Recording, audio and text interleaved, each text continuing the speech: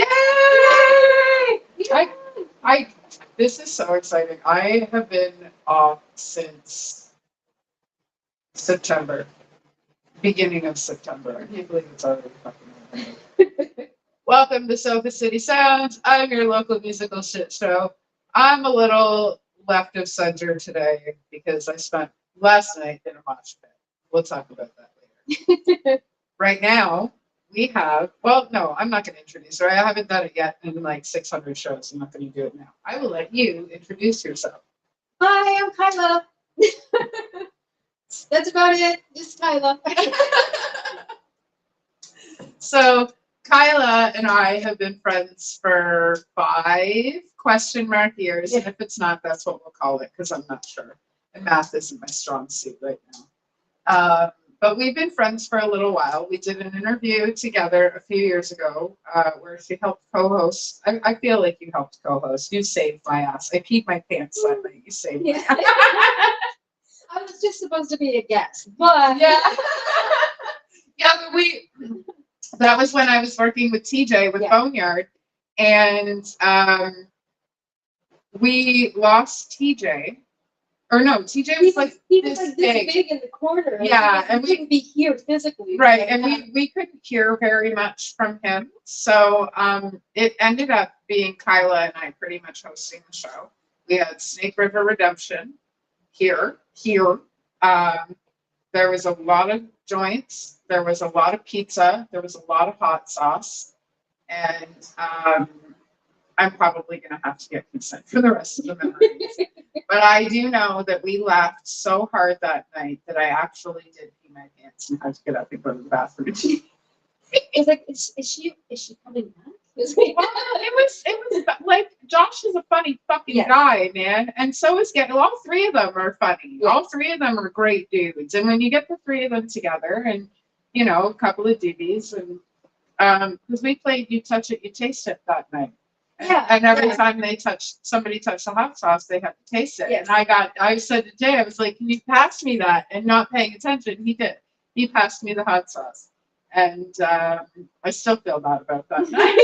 Well, I think wasn't it also like one of the top hot ones, like the really hot one that he grabbed? So the hot sauce that he grabbed was called Cherry Noble.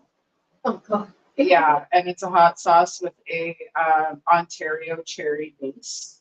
But like it's got, I don't know, fire in it. It had fire. He did look like he was gonna explode. Like he died inside that night. We changed that, man.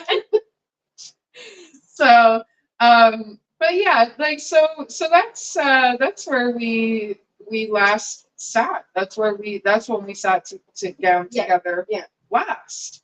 And I think you bought my book, or you left with my book that night. I believe that you ended up with a copy of Sofa City Sounds. Yes. And tonight, when you leave my, So here we are. Tonight, when you leave my house, I will own a copy of your book. Yes. Which is why Kyla is here. So pushing it like heroin. Everybody get one. So Kyla has done singing, she's done songwriting, she's got a wrestling background. I don't know if we'll get into that, but I always throw it out there because it's so fucking cool. Paranormal background, photography background, and now you're a writer. Well, I've kind of been, I'd say acting and writing and photography. Acting, yes. Those 3 things have been, I don't know, I think I came out of the womb with those. Well, I guess I should correct myself because I know that you've been a writer for quite a while. You are a published author. This is my very first published book, which is fucking killer. I remember when you first started talking about this book. Mm-hmm. I was working with the guy on the cover. Yeah.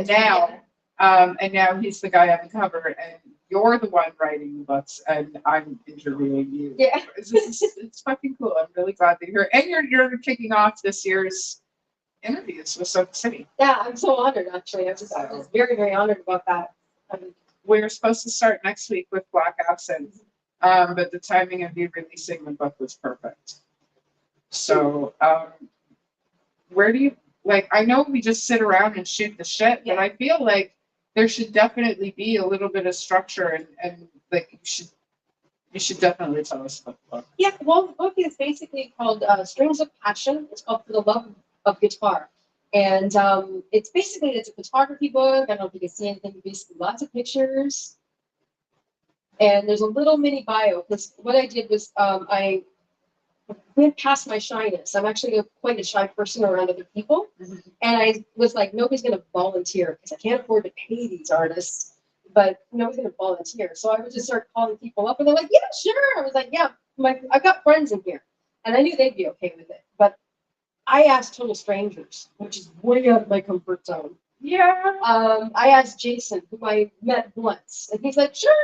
I thought he would say no, because he's an established Yeah, musician. but we had so much fucking fun that night, man. How could he say, like, seriously, all of us had a really good connection that night. How could anybody say, like, no? So every person here, they got a copy of all the photos from the photo session, but they all volunteered their time. And I've got everybody in here from like metal guitarists to award-winning musicians, to some guy who used to play the guitar and cut a record with his Anglican church group. I've got pure hobbyists and stuff like that. Yeah. So I didn't care the genre. I didn't care what kind of guitar you played. I just wanted to see the passion on your face when you played that guitar. Yep. Because I've always, it actually started with my brother, who's not even a guitarist. And it says right in the introduction, here's a picture of my brother at the word rock. I didn't know that was your brother. That's my brother. And it's a rock garden. And I thought, it's going to be funny if I put a rock musician in front of it. Cool. So I grabbed my brother. It's not even a real guitar. He's not a guitarist, and it's not even a real guitar. It's one of those video game ones. I bought it at a thrift shop. I didn't even know. Yeah, I bought it at a thrift shop for like $3 and painted it. I looked at every single page of this book when you got to me. You've been shit for a couple hours. And I looked at every single page of this book, and I did not know that was not a real guitar. It's like one of those rock guitar hero. Yeah. That's cool. And I just I just go and be silly. And he went over the top. He's one of my best models. Yeah. A bottle. We had a brother close, right? Yeah. So. And we had a good laugh and everything was done. And then I looked at the pictures. I'm like, these are really good. Yeah. Like, oh my God.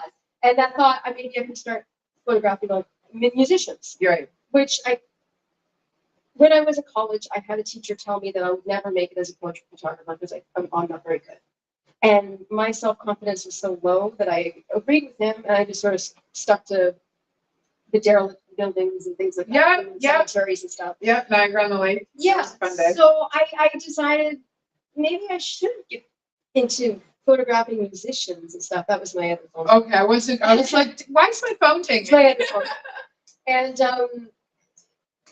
so that's how it all basically started. I'm listening. Yeah. Sorry. Yeah, I'm listening. That's kind of how it basically all started. It was kind of from there. And it took a lot of years and stuff. And then I had a friend who hired me to take pictures of him with his guitar. Yeah. And I liked one of the pictures I took of him so much that I put it on my wall. And he's like, oh, looks like the start of a good, guitar book. That's cool. And that's how it all started. That's awesome. Yeah. That's really cool. It went from that to going out of my comfort zone, defeating my shyness, asking total strangers to post for me for no money. Ever since I met you, one of the main things that you have been doing is stepping out of your comfort zone. I've been doing it for about 5 years now. Right. That's good timing. I don't know what comfort around here drew you over here, but like we're happy to have you. I do love when you come down and visit. We always have a good time. One of the first times we hung out, you came down and I tried to drive my standard car around. I didn't kill us, so whatever. Yeah, I think that was the day we went to the Screaming Tunnel, wasn't it? We did go to the Screaming Tunnel that day. You have a picture of me next to a giant penis. Yeah, that's not a surprise. So, okay, so I wanna talk about something. You had mentioned that you had a lot of these musicians post for you for free, and you weren't sure how how they were going to feel about that, right? Because this was something you were asking for their time and for Yes. their sound and stuff. Right. And then I'm going to say we, but you, take all of that and put it into a book. And, you know, you do what you can, to make sure that you sell the book. And, you know, we profit from that. And I just want to like really put an understanding out there, because this conversation came up yesterday, let alone comes up all the time. We're interacting with musicians. Their likenesses are in our books, stuff like that. We don't pay them for the things that we do. And when we make the money that we make, that gives us the opportunity to continue to do these things and elevate the musicians that we work with. I know I with Sofa City, I do everything for musicians for free, unless it's a show where I'm selling you my book. 10% from the show, or you purchase my book.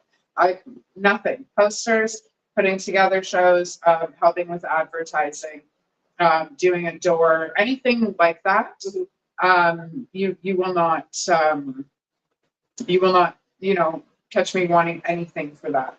Because when people buy my books from putting together all their bios, when people buy your books from putting together, you know, your passion for these things, which Jordan Smith from Stuck in Neutral just mentioned up on Facebook. He said that passion is key. I'm still waiting for a confirmation, Jordan, for February 22nd. I'm just putting that out there. I'm looking this way to read the comments. I should be looking this way. I'm looking for confirmation, Jordan. It's a Saturday. It's my birthday.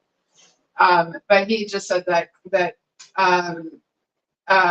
it is a huge coffee mug. It's art from Terrifier. It's as big as your head. I know. Well, that's how much coffee I need to not kill people.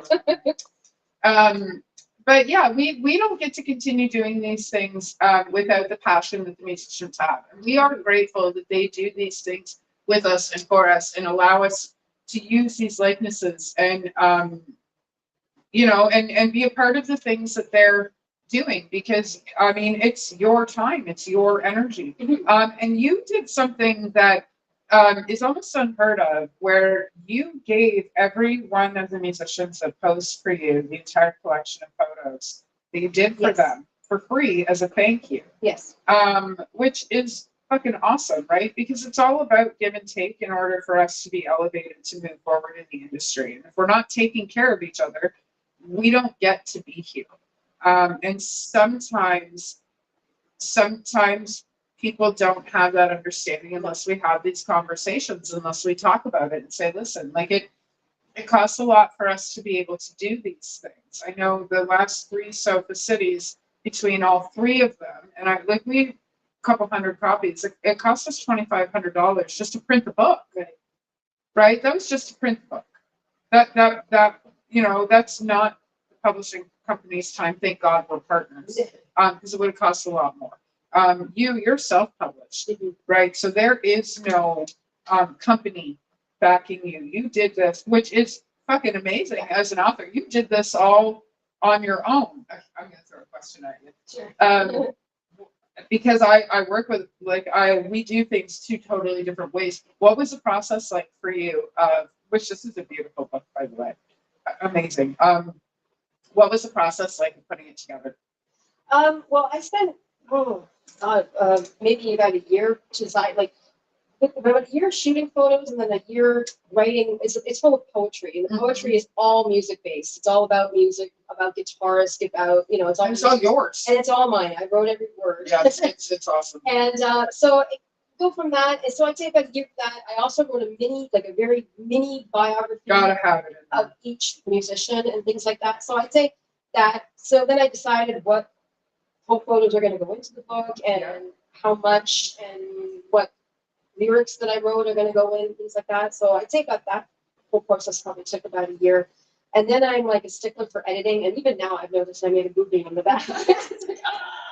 But that's why I never read my own work. So I had to do all the editing myself because I don't have an editor, and so it just kind of went from there, and then everything was online. The funny story with this one is I had to upload it 8 times before it was up properly. 8's a lucky number. It is 138 pages, and there was one page that never uploaded right.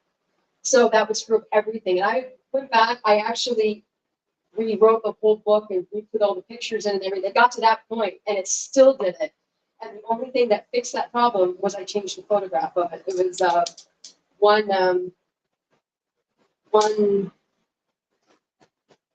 one of the guitars. Sorry, I saw. There's a phone call coming in through my phone. Okay. I'll call you back soon, Adam. I promise. I'm live. It was actually my friend who inspired this book. It was him. Yeah. he And that's a Randy? yeah, it's fantastic. Yeah. It was this photo here, and if I can show, I don't know if I show. It's a photo here, and then here's his mini bio. Up. There we go. Yeah. And for whatever reason, all his words went up inside the photo every single time. And the only way to do that was I had to remove the old photo and put a totally different photo in there. This isn't the photo that I chose for the book. So it's that's the one that's supposed to be. So that was, I'd have to say, the worst thing. That took about 3 days. So, but it worked. And it's impressive. And the other thing that I think sucks is I don't get, like, people from publishers. They get like a box of books and the galley proofs and all that kind of stuff. I don't get any of that. I have to. I promise you that the way that you did it is probably a little bit more convenient because we pay for those boxes of books. Oh, okay. Yes, we do. Okay, I did not know that. I thought it was something that the publisher. Well, okay, so publishing works in so many different ways. Sometimes you pay publishing companies. Sometimes publishing companies pay you. Sometimes you have a half and half deal. My publisher and I are partners, so we split the work right down the middle. We split everything right down the middle, and then all the overhead goes to them, and everything else comes to me. But usually, with me, it goes right back into shows or wherever it gets donated. Or it's a long process, no matter which way you do it. I'm about to lose my train of thought. Publishing. So so sometimes you'll hear a best-selling author, they sold 10,000 copies. Well, they're the ones who bought those 10,000 copies before they distribute them out. Sometimes when you do a publishing deal, a publishing company will take you on, and you get to use their name as leverage, right? Or whatever your contract is. And then when they take you on in the contract, you have to have X amount of books, right? So some authors, what they do is they take those X amount of books. Well, those X amount of books are now considered sold. So that's how they consider best-selling author. Some authors are best-selling. They bought 15,000 of their own book, and now their book is just Kindling. Meanwhile, you sell 5 copies of your book, just as a hypothetical, and you have actually sold more copies than that best-selling author, right? And when I learned this, I was like, okay, so if I combine all of my books, I've sold probably 600 copies of the 6, I was going to say 5, but I think it's 6 books that I've, and like, there's some best-selling authors where their boxes are still taped. Yeah. And I sold more books of them. So, but then there's other companies who kind of like when you self-publish, you only get 5 copies of your book, and then they are in control of everything, and they give you a royalty. Or then you go through a digital company, kind of like how you did with Amazon and self-publish, which is fucking genius. Or Kindle, you said it goes to Kindle. I think it's the same. Like, I think Amazon owns Kindle, so I think it's Kindle publishing, but it's through Amazon. Okay, yeah, it's some corporate conglomerate shit up there that we probably have no faceless automatons, right? I like that. So I don't know. This side of the scene is a little bit interesting because like you're a musician, I'm not. But we definitely do. I still want to get on this. My drums. I have them there for the kids, and I stare at them every day. I don't know why I don't just skip them. But our side is a little bit different, because we're I don't want to say using, but we're using use that term loosely, the people that we work with so that we can do the things that we do um, to get them ahead. Yeah. Right? But it's to get us ahead too so that we can continue to do the things that we do. I started Sofa City. The first book was a charity event, and then it just turned into everything that it is. And I'm really grateful for it, right? You, like you said, you started off with taking a picture of your brother. Yeah. And now you're sitting here with physical copies in your hand, leaving with one sold, which is fucking cool. So I don't know if it's going to be, right? That used to be my phone, right? I used to work for an insurance company, and every time the phone rang, that's what it was. And every time my boss called from his phone, it was money from Pink Floyd.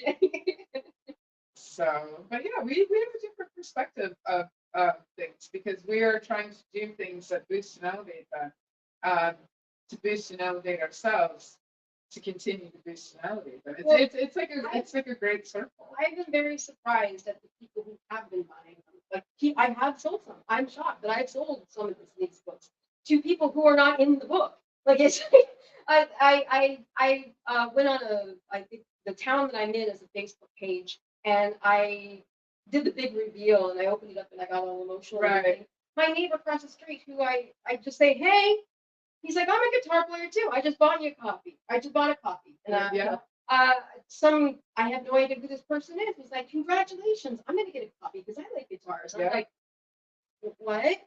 You know, it's like my brother bought one. I was expecting. I thought I shut you up. Anyway.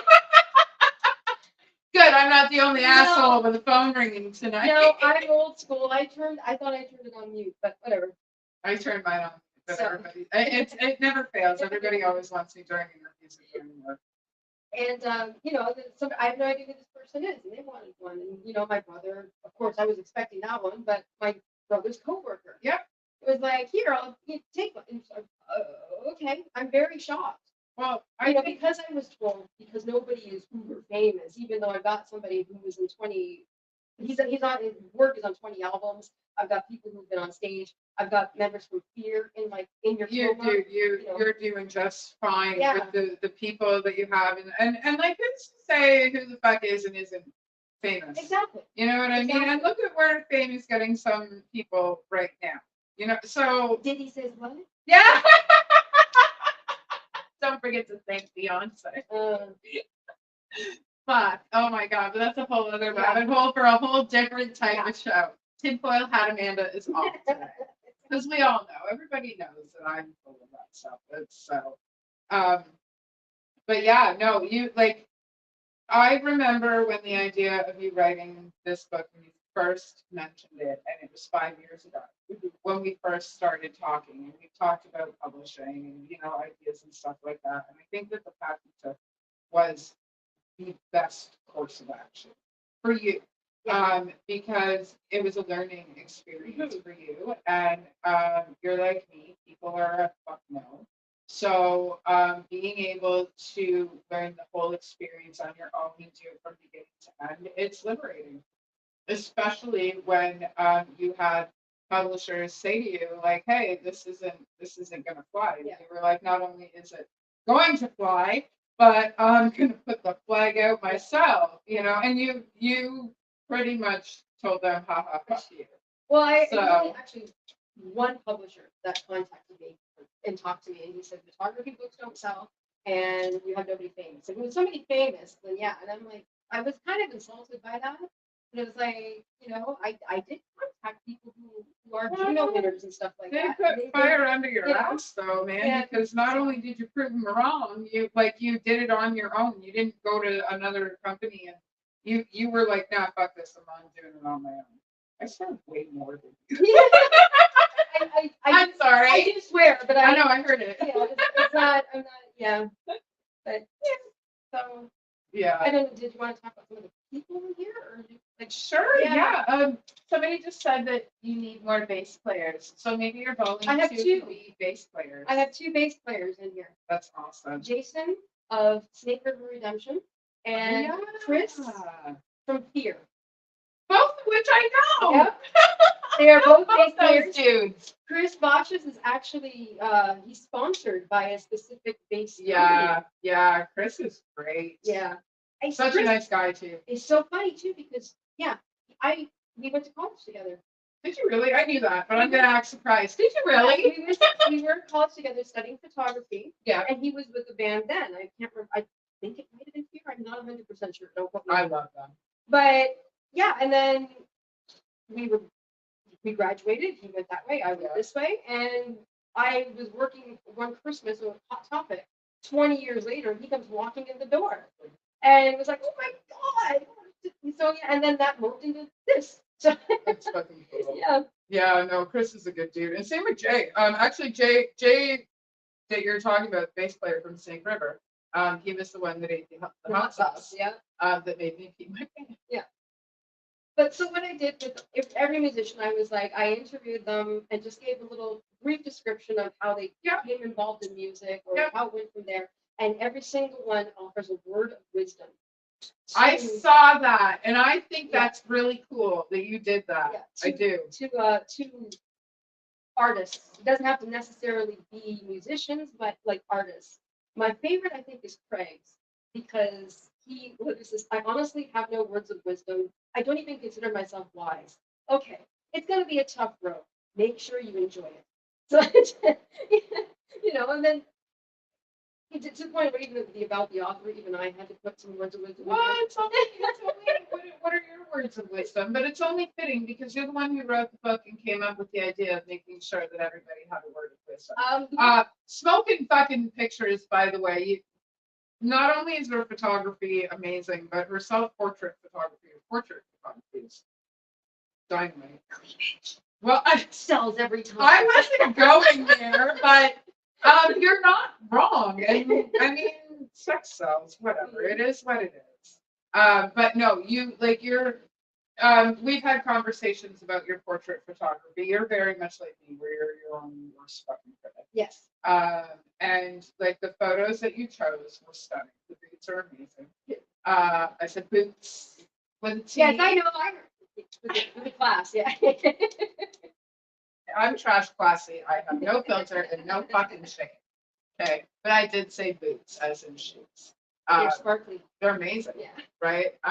But yeah. So okay. So we're gonna get off track because my ADHD is high today. What are your words? My words of wisdom, and actually, I just wrote these after my appendix thing. Actually, right. Which was crazy. Yeah. My words: don't live someone else's dreams. Ignore the outside voices telling you what's right and what's wrong. Do what's right for you. Life is a limited time offer, and no matter how long you live, it will never be long enough. So live your life your way. I'm sorry, did you just attack me? That's amazing. Not. I thought it was a good quote. No, it's an amazing quote. It is. I just meant that as in that's great advice because there's a lot of people in this world that are living for other people or listening to other people. I posted a thing the other day about men's mental health, and I think a lot of men's mental health stems from them listening to what other people think and say. Yeah. And that really is sound advice. Fuck those who don't believe in you and do the things that you want to do. We live every day and we only die once, unless you're us. Then you die a couple times. But you do. You live every day and you only die once. So why are we living to work? Why are we living to please other people? Yeah. We're the ones who go to bed inside our heads. Yeah. We're the ones who go to bed. Like we go to bed with ourselves. Nobody else is inside our head when we go. You know.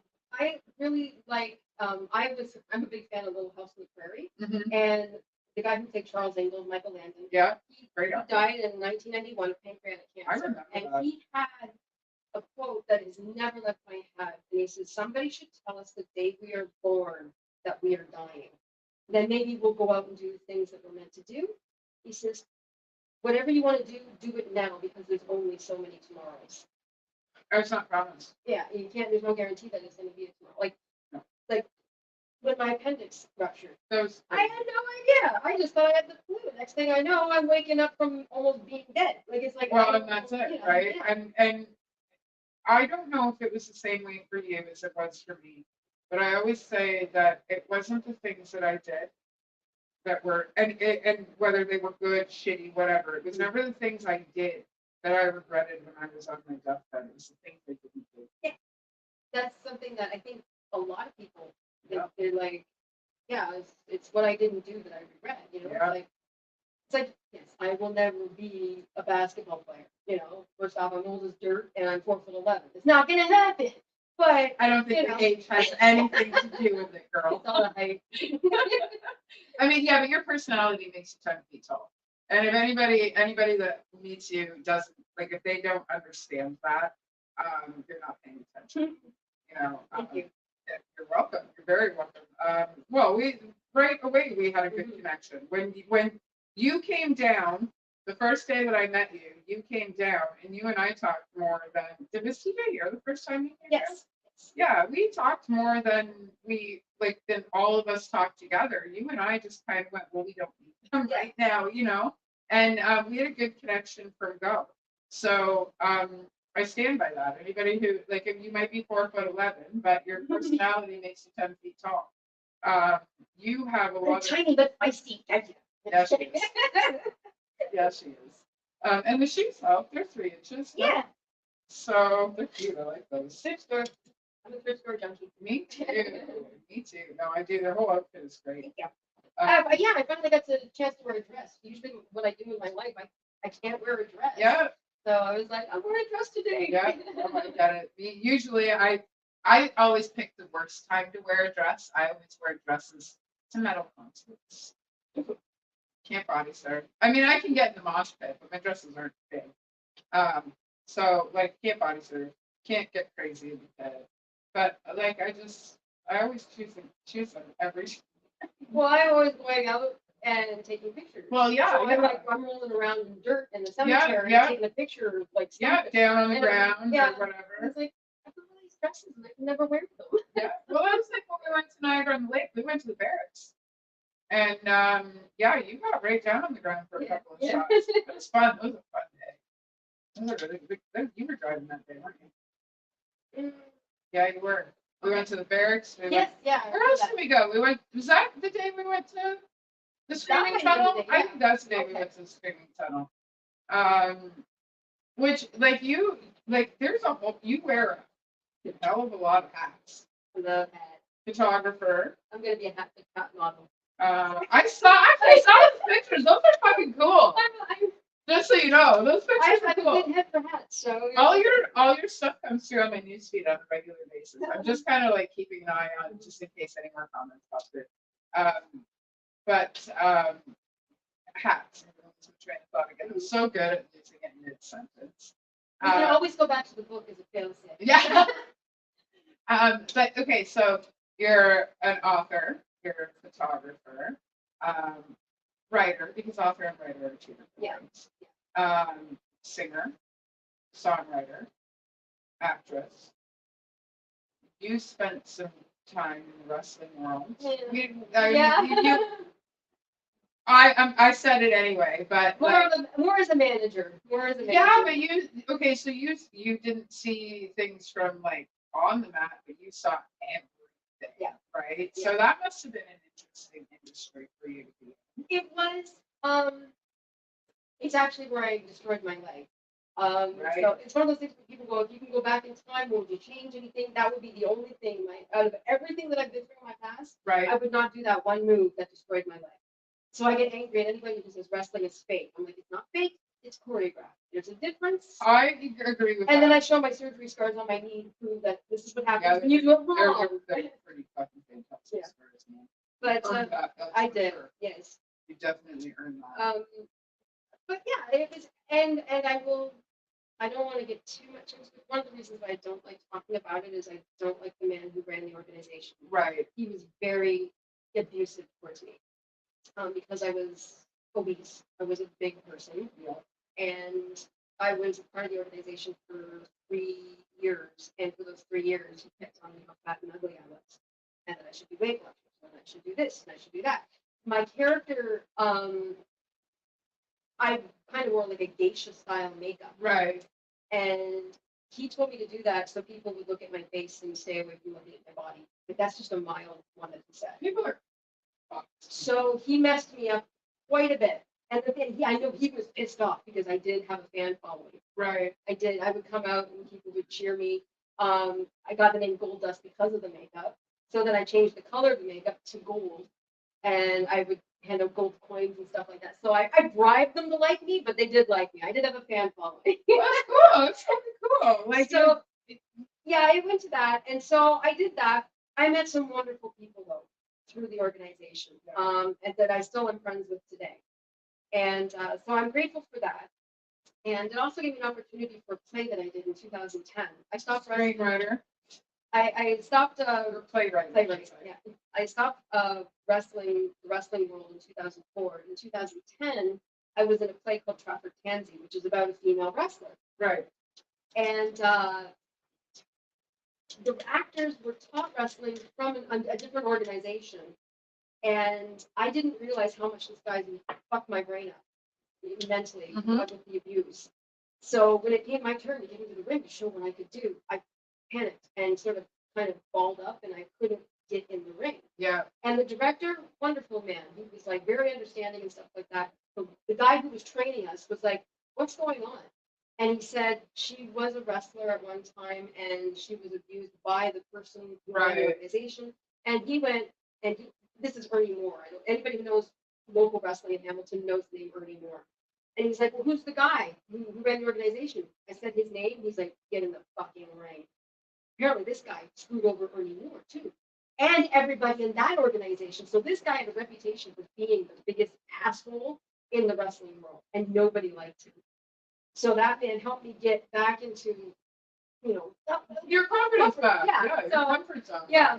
So and it was like little things like, he's like, "Well, let's show. What can you do?" I said, "Well, I can body slam people." Mm-hmm. And he's like, "Okay, do it." Because body slamming is really not that hard. It's all the other person who's being slammed. That they're the ones doing all the work. Yeah, it's all my job is like, "Oop," and make sure they don't hit their head when they go down. Right. But I did it to like a guy who was like 280 pounds. And the director of the play, who's not a wrestler, was like, like, "It's all him. I did nothing. It's all him." I to each their own. I would have taken credit. I would have been like, that was all me. No, because I didn't want them to go, "Well, you can do this, this, and this." I've been there. No, I don't know how to do math because I didn't want my teacher to pick me.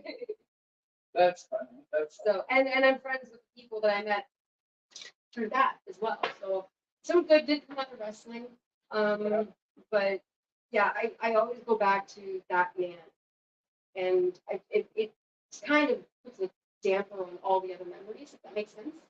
I can completely understand that. But on the same token, look at the woman that you are because of all the things that not only led up to that moment, but haven't happened. Like back to the hats. There's a whole bunch that I just listed. And there's more. You're a caregiver, paranormal investigator. You have great relationships with all the people that you spend your time with, family, stuff like that. You were a dog mom for quite a while. Yeah. You like. I think she's gonna be my next. I had a Siberian Husky for 14 years. Canvas. I mean, there's shitty moments and things that we go through, but they're only moments in time, not to justify anything because what you went through was hell. Yeah. But we have those moments in time that make us these larger than life humans. But because of those moments, we don't realize how large than life we really are.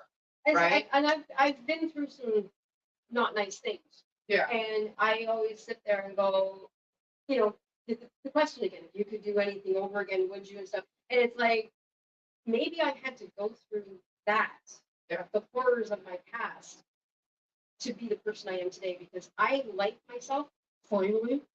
So, I like myself. I think I'm pretty cool. And, I'm pretty talented and funny. So, no, you're absolutely all those things and 100 other things that are all wonderful. And then, you say that, and well, we're conceited. It's like, you know what? People, yeah. You know what?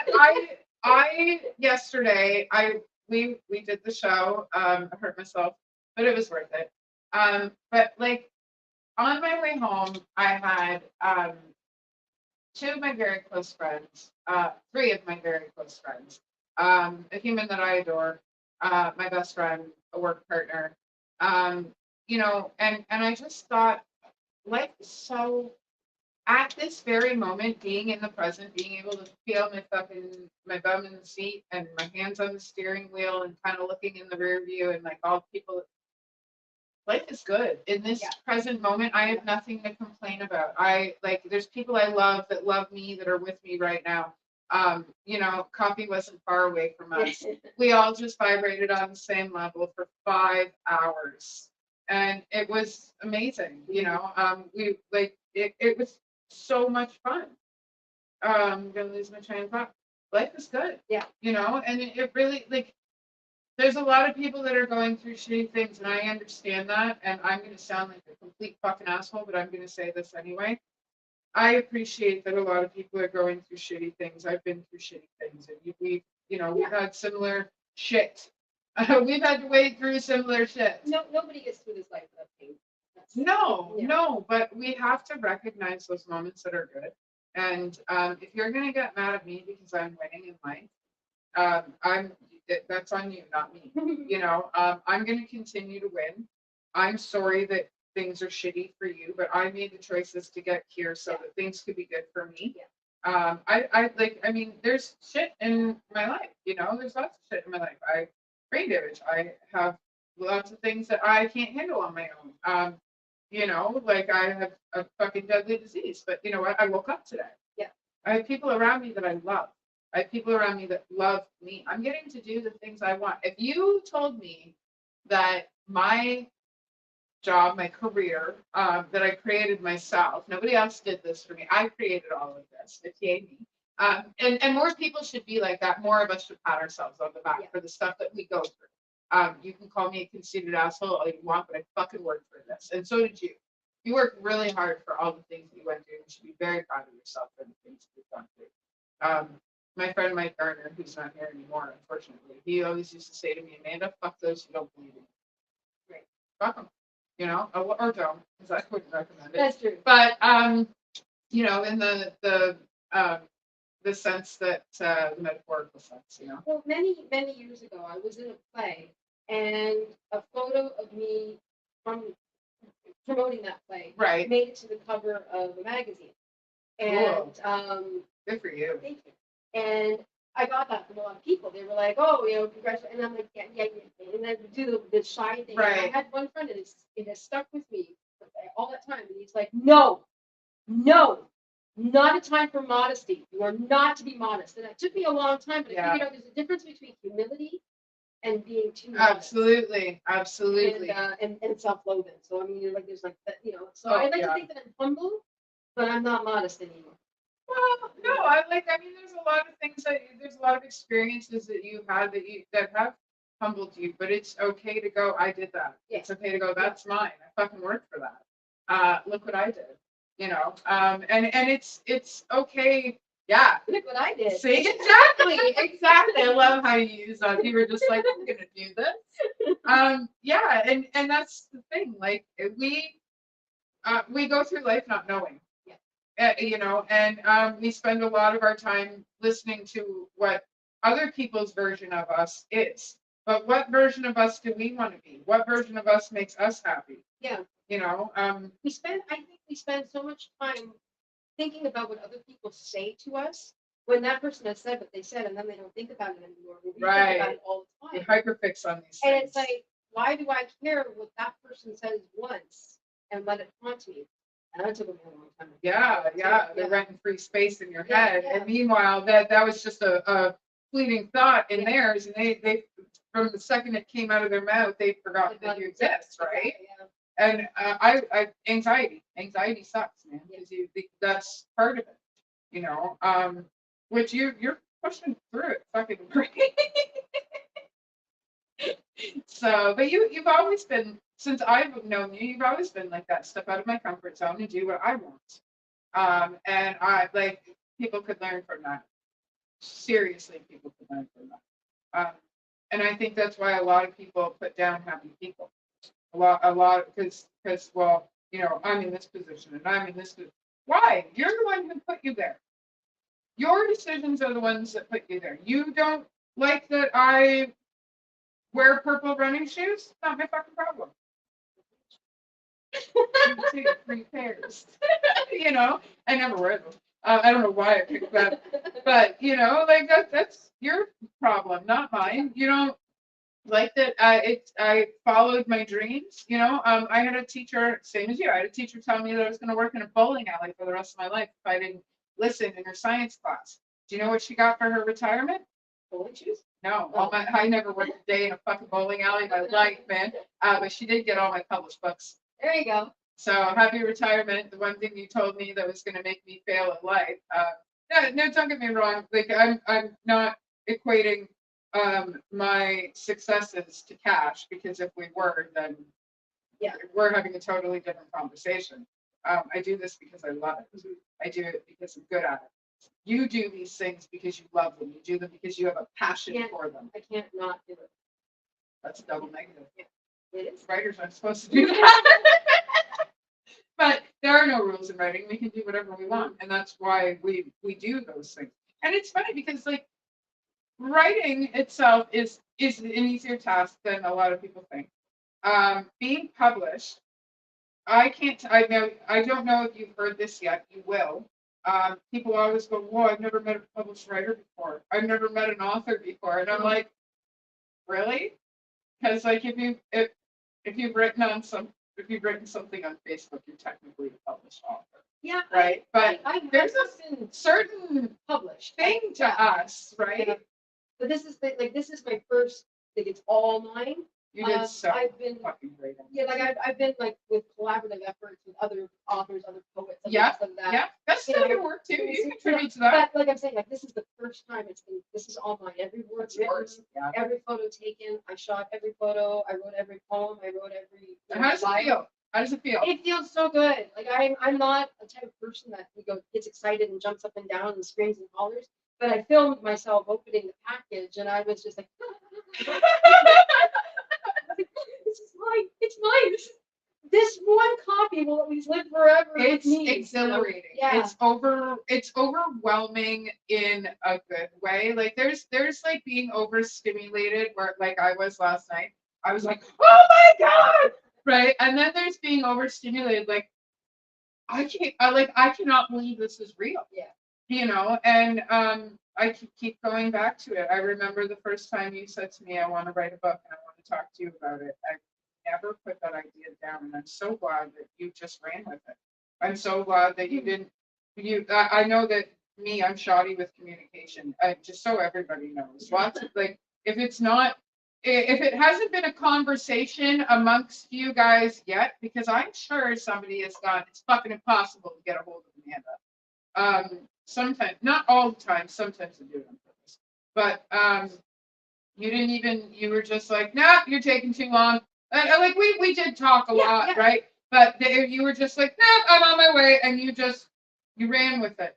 You didn't wait for anybody. You didn't let no obstacle, no wall, not you just fucking threw the door and did it. Well, I didn't even know Amazon did publishing. It was a friend of mine that told me. He's like, yeah, you know, they do. I'm like, no, they sell stuff. And they're like, yeah, but they do this too. Yeah. And they're doing all right, I'm pretty sure. Yeah. They make.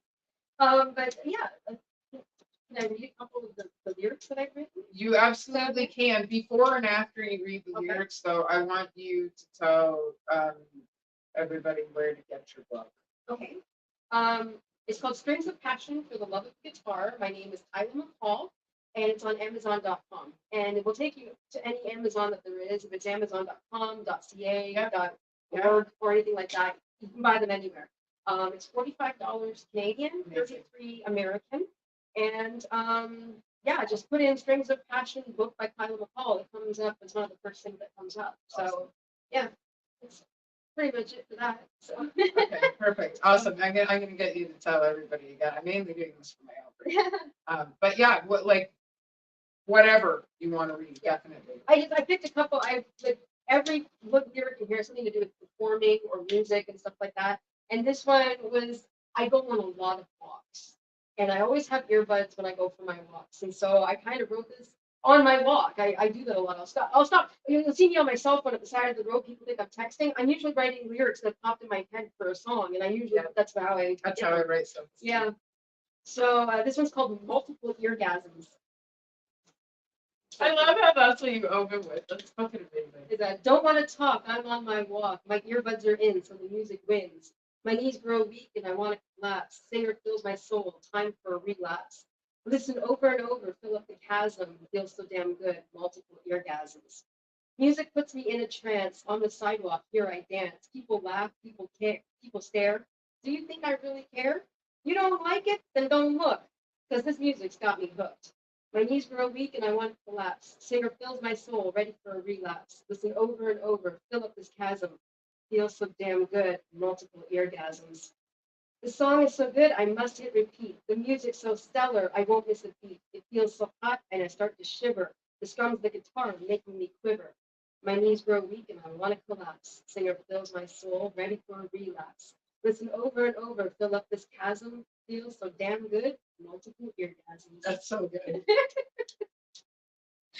My poet's heart is fluttering because I don't write. I can, but I don't write poetry anymore. So now when I hear it, I'm just like, oh, that's so good. I need more. So this one, the second one I picked is actually a sad. It's through the eyes of the guitar. Oh, Yeah, that's so it's called Collecting Dust. I sit all alone collecting dust. It's quiet. I recall the days when life was a riot.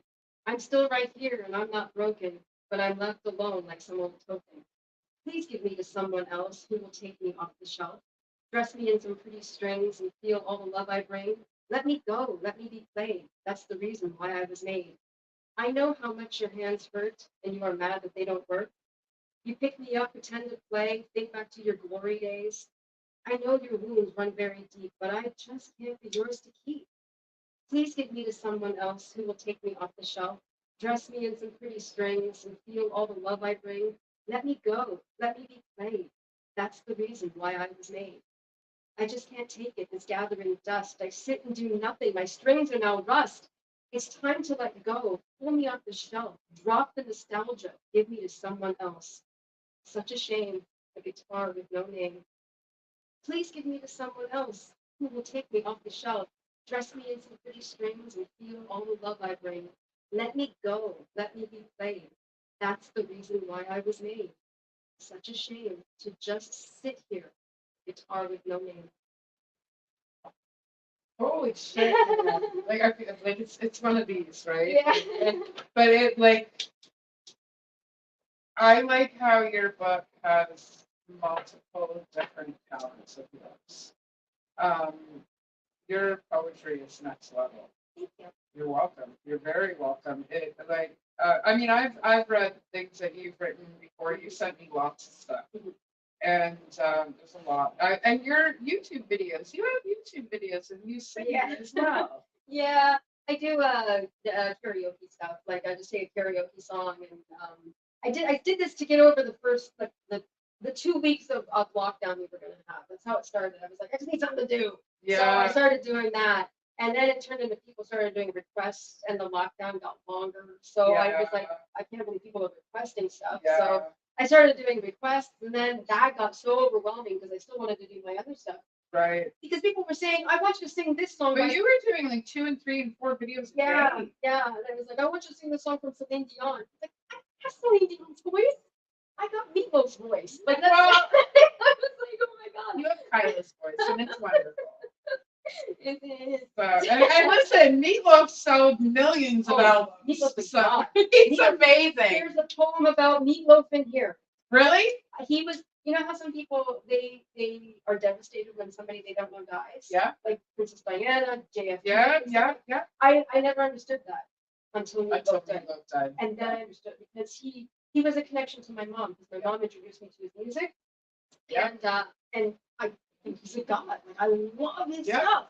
And I've never bawled my eyes out over the death of a stranger. And I can't and I did a song. I did one of his songs and sang that and cried on video, which is not me. I do not like showing vulnerability. Yep. So I did that. And that same week, I think I wrote this poem about, and you have to know Meatloaf stuff to know what the poem's about. As I mentioned, I can read it. Yeah, I can find it. Yeah. But yeah, like he played Eddie in Rocky Horror Picture Show, Yeah. and he played Such a great movie. he's Everything Louder Than Everything Else is one of his songs. His daughter, Pearl, for all you metalheads out there, which most people, like, I feel like this is common knowledge, but his daughter Pearl is married to Scott Ian from Anthrax. Oh, I didn't know And that. Scott Ian actually did guitar with them, maybe a couple shows. I don't know. Maybe he went on tour with them. I'm not 100% sure. I just know those little bits about it, and I thought that was fucking cool. Yeah. I like how rock royalty and metal royalty are intertwined, and it's not common knowledge. That piece probably is, but Well, I like how we talk to metal people. It's like we don't just like metal. We like a little bit of everything. Right? Like, and to take it to a different level, Slash, you play guitar in concert with Michael Jackson. That's I mean, right. you can't get two more different genres than yeah, that, you know? yeah, absolutely. Yeah, needed my glasses. I saw that. So it's like, whoa, this is gonna be intense. Well, I practiced the other ones at least a little bit. So this one was called I've been there. Voice in a Song. And it's called Dedicated to Meatloaf, 1947 to 2022. Cool. This morning I woke to distressing news. I learned of the death of my beloved Muse. I couldn't believe it and I started to weep. It hurt so much and the wound was deep. You were my Eddie, my bat out of hell. First time I heard you, I was under your spell. Your voice, such passion, oh, such power. I can listen to you hour after hour. I'm devastated to know that you are gone. Now just flickers on film and voice in a song. Every time I hear the songs you sing, oh, so much pleasure it brings. Makes me want to go seize the night. Powerhouse voice and such delight. You were my Eddie, my bat out of hell. First time I heard you, I was under your spell. Your voice, such passion, oh, such power. I can listen to you hour after hour. I'm devastated to know that you are gone. Now just flickers on film and voice in a song. It is true that we never met. The sorrow I feel, I just don't get. Tears for a stranger make me feel the fool. Vulnerability is not my strongest tool. You were my Eddie, my bat out of hell. First time I heard you, I was under your spell. Your voice, such passion, of such power. I can listen to you hour after hour. I'm devastated to know you were gone. Now just flickers on film and voice in a song. When I find that I am by myself, I play your songs louder than everything else. I'm actually getting a little choked up with that. Oh, I'm sorry. Oh my god. It's what though, that's universal connection though. And I think that's something because we briefly touched upon COVID before we went live, and I think that's something that a lot of us have lost over the last 5 years, right? Because while I was listening to you, we were talking about crying over musicians. I was like, I don't think I've ever. Oh wait, there was Kurt Cobain, right? And then I was like, oh, okay. And then there was Lemmy. Lemmy was a really hard one for me, because I'm married to Motorhead now that I'm divorced. Gord Downey from the Tragic Blue Heaven. Yes. My 11-year-old is a result of the show at the barracks. That's why I have 2 kids. I actually have Create a Dream written across my knuckles, which is a line from Gift Shop, which is what Niagara Falls. So there's a connection there, it's just like you with Meatloaf. There's a connection there, and it's not necessarily that person that we're grieving. It's the feeling, the comfort, Yes. the connection, all the Yeah. things that they brought us. Kind of like when you grieve from addiction, when something parts ways from you that gave you such comfort, gave you such no judgment, helped you heal and stuff like that. Even though alcohol doesn't help you heal, I haven't lived through that. You lose that connection. Oh, my brother's on. Sorry, I didn't mean to. Hi, Brayden. And my aunt is on. Hi, Aunt Cheryl. That's so awesome. Sorry about the mouth, guys.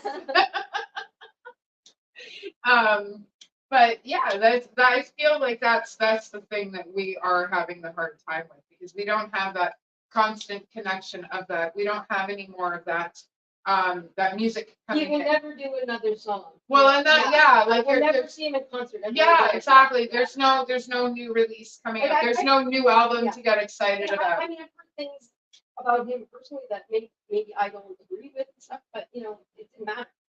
It didn't matter to me. He was a part of my childhood. He was like, you know, even like I'm a huge Marilyn Monroe fan. Yeah. She died before I was even born. Yeah. And I still get choked up when I watch a movie of hers. It's like I visited her grave Yeah. and cried like a baby. Yeah. It's like this is as close as I'm ever going to get. You know, it's like Yeah.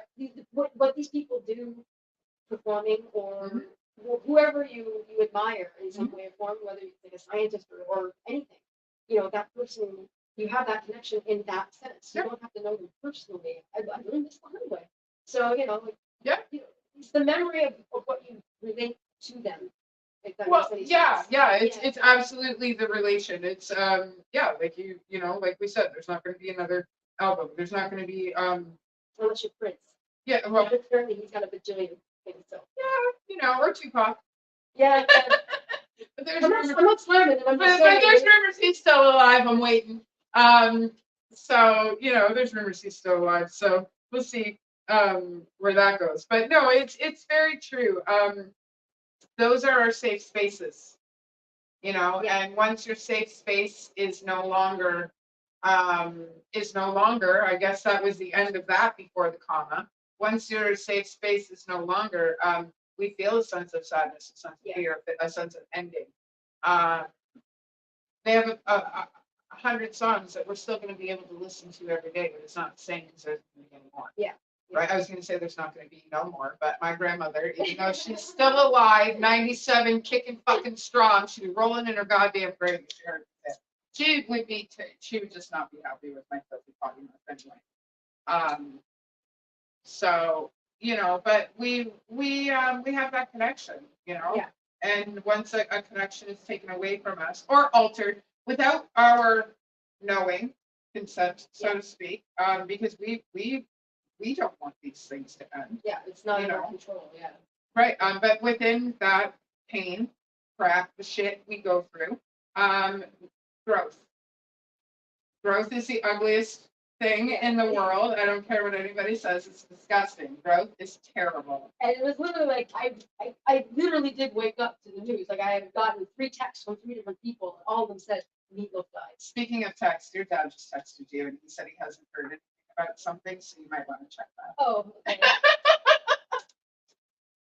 Braden, say I'm fine. I don't know what's going on. Well, all it said was I haven't heard anything about, and then it went up. So I didn't obviously wasn't reading your message. It came down. It came in when I was looking to see if anybody else had posted. So hi, Dad. I don't know what we're supposed to be talking about yet, but yeah. So that's so cool that your whole family is like your dad and your brother are tuned in, and your aunt. Yeah, my aunt. That's so cool. Yeah. That support, you know. Yes. That's cool. And even in the acknowledgements, I'm like, it's obviously my parents are the first one there. Yeah. And the acknowledgements, and then my brother's the second one. And you know, he's my best friend. Yeah. So yeah. Yeah. Well, you and your brother, ever since I've known you, your brother have been close. So yeah, no, I'm so glad we got to do this. I'm glad that you were the first one back. You definitely set the bar.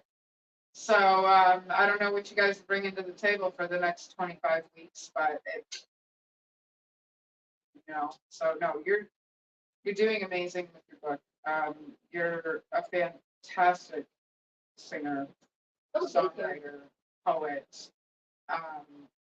You know, and like we just had that whole conversation about idolizing celebrities and stuff like that. But I think that the real talent and notice for idolization and stuff like that is nice mom catch. That was good. That was good. I saw that. I was just going to talk about maybe some of the musicians, and apparently it just went flying. The book doesn't want to be read right now. So, whatever I was saying is gone. What were you going to say? I don't know where it was.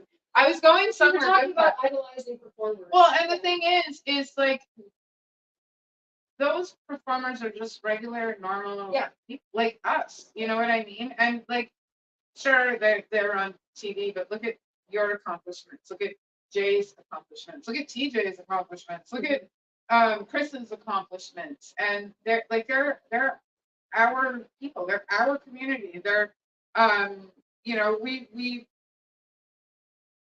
work in the local music scene where all these massive bands that we go to see and spend hundreds of dollars on, where you know where they start?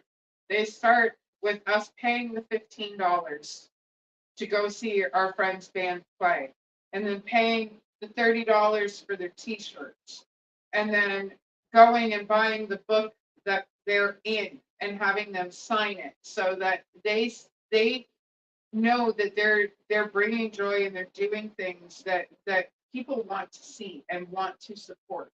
And I could spend $1,400 on going to see Taylor Swift. Sorry, I don't even know how I got that out. A lot. Or I could take that $1,500 and divide it by 15. And, But I mean, you know, there are people who are Taylor Swift fans. You're not one of them. Like everybody, absolutely. everybody's got some, you know. And she started out just like everybody else. You know, she started at the bottom. Well, her does. I don't know. Maybe she's a poor example. That's how much I know about her. I didn't know that. Well, but that's how much you support the people that support you. Is you didn't know something like that about her because you chose to use your brain in other areas to. That's not how I want to say it. It sounds so dumb. You chose to put a different piece of information about somebody that you care about and love instead of somebody you don't know. In your brain. I'll get it out, guys. I swear to God, I am smart sometimes. When I get overstimulated, overexcited, I can't words. I can't words. So, both of these people, I don't know if you are going to another page, but I feel like we should definitely talk about them because we have both of them in common. So, you know, Katie? You introduced me to Katie, so I can write about it. Yes. I completely forgot about that. But yeah, no, it's well, I think I talked about Chris a little bit. We went to college together. Yeah. And we both studied photography, and he went that way and I went that way, and then 20 years later we reconnected. Yeah. Now he's playing for Fear. Yeah, and you're Fear. I think they released their third album. At the time that I wrote this book, they were still making it. I'm not sure. But I'm pretty sure they've already released it. But don't quote me, but I know that they were in the process of creating it when I wrote this book. Yeah, so they played the Rock Pile in Toronto a lot. And I've seen them play there. I wish they'd come to Hamilton. It's a little easier for me to get to, but yeah, we'll take Chris in this video and make sure that he knows. I mean, we should definitely get them out to Hamilton. Should bring them out here too. Yeah, for sure. I know maybe they do, and I just don't know it, and I'm like slamming the guy for no reason. But no, I love Chris. I've loved him since college, and so the fact that we just perchance happened to meet up again, yeah, I mean, the universe always works in perfect time. Yeah, and Katie is a cousin that I never met until I was in my 40s. So that was pretty cool. She's the daughter of my mother's cousin, but I call her my cousin. Yeah. She's your cousin. She's my cousin. She's not. I don't know if it's second cousin or 4 times removed with the family. I don't care. She's my cousin. And we followed each other on Instagram, right? But we never met. So I knew of her existence. I knew she was there. I met her sister. She'd come to family functions, but Katie never did. So she put on Instagram one time. She's like, "Hey, I'm going to be making this music video for this song, and I'm looking for actors." And I'm like, "Okay." So I sent her a private message and said, "What do you want me to do?" And she was like, "She said, I can't pay you." She's like, "I know you're a professional actor." And I'm like, "I'm an actor. I'm used to not getting paid. I'll do it." You know, it's like, I don't care. And she was like, "Sure." So that was her music video. The day of the shoot was the first day I met my cousin. That's so cool. In 2019. That's so cool. And after we met, I was like, how in the hell did we never meet until now? Because we're like so much alike in personality. It's crazy. And it's just like, oh my God. And then the video, I was cast as a photographer. So it was No. the director saw You? the director saw my Gmail account, which is Kyla is a photographer, and he's like, oh, I'm gonna make her the photographer in the music video.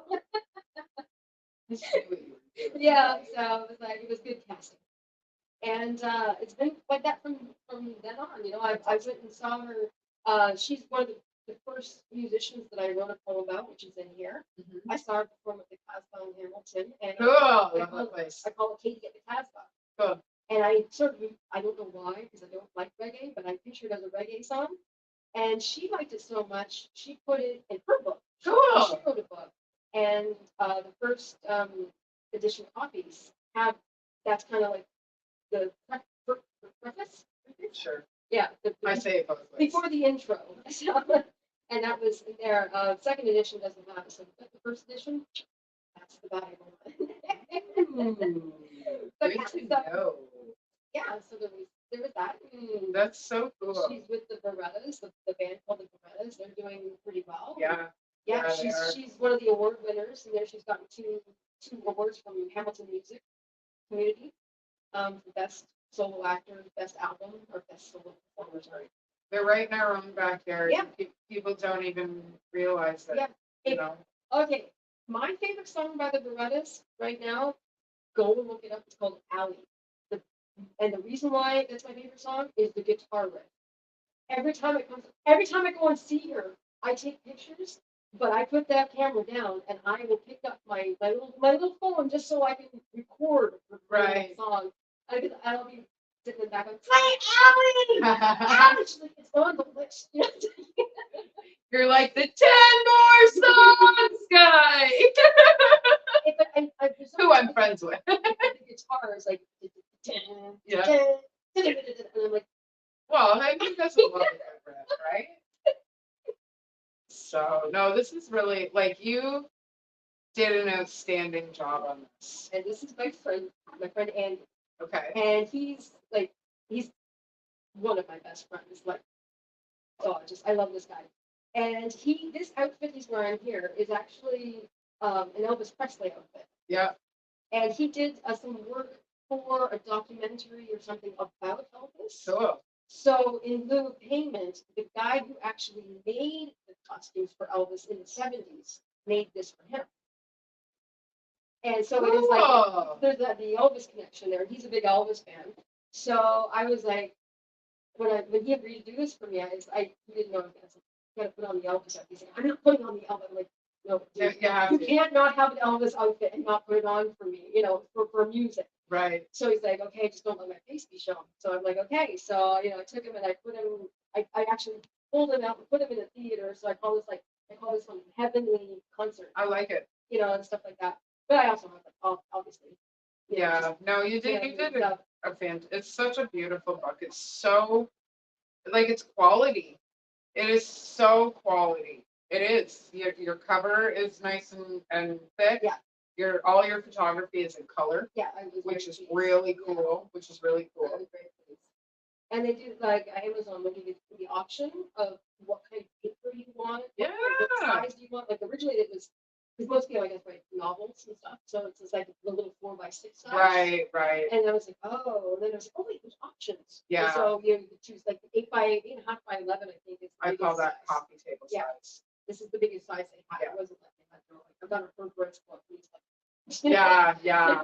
No, all of my sofa cities are this size because you can just toss it on the coffee table, right? And when people are hanging around or whatever, they tend to pick up a book that they don't have to use their brain to look through. Yeah. Right? When they're at the doctor's office or whatever, or let's say you get up to go to the bathroom, or nobody wants to pick up your novel, right? But if they get bored and they're waiting for you, or hey, what's this? People always pick up the coffee table. Always, no matter what. So yeah, no, I highly suggest that everybody get onto Amazon. Pick up this book as quickly as you possibly can. Wise advice. Well, because I can't stress enough that we don't get to support the musicians and keep doing what we're doing and bring these things to you if we don't get the support. It is a circle. It is a circle of support. If I buy your book, you can buy Mike's t-shirt. Then Mike can buy Ava's poster. And then Ava can buy Chris's sticker, you know, and it's we support each other that way. And the more support we have, the more of us can continue to do this and go to these bullshit 9 to 5s that none of us fucking like.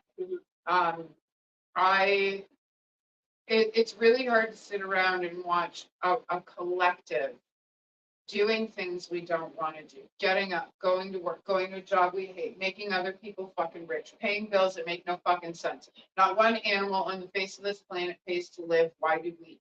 The overlords that we are paying all our fucking money to, the evil bastards that are running this fucking world, they don't give a shit whether we live or die today or tomorrow. Just do what you want. And eventually other people are going to do what they want. Don't kill anybody. Don't fucking steal anybody. Don't cheat on anybody. But live your life. Go find your little, you know. If it harms none, do what I will. That's right, man. You know, go find your little cabin in the woods. Go find your high rise in Tokyo. Go find your, you know, whatever it is that suits you, do. Because we all have a 50-50 chance of whether or not we wake up tomorrow, and none of us fucking know if it's gonna be us. Yeah. You know, we're in our 40s. I'm gonna leave it there. We're in our 40s. I love her. And you didn't even say anything at all. I just knew. But no, we're in our 40s, and it's gone. It's gone. Well, back in some of my darker days, long before you met me, to talk about we go to the job, we don't like to do things. I actually was writing poetry even then. Right, me too. Not so much lyrics, but poetry. And I have one, it's called The Zombie. And it's literally getting up, doing the same thing every day, eating the same food. Yeah. We're doing it, and then coming home and going to bed, only to repeat the process. Yeah. Oh, no, I was going to say it's going to be a domino effect. If we keep doing the good things, people will do more things. Yeah. So it's like, and then to go on, which I'm not going to say what company I was working for, but I worked at a company where a lady had a stroke. One of my coworkers. Right on the job. She was replaced the next day.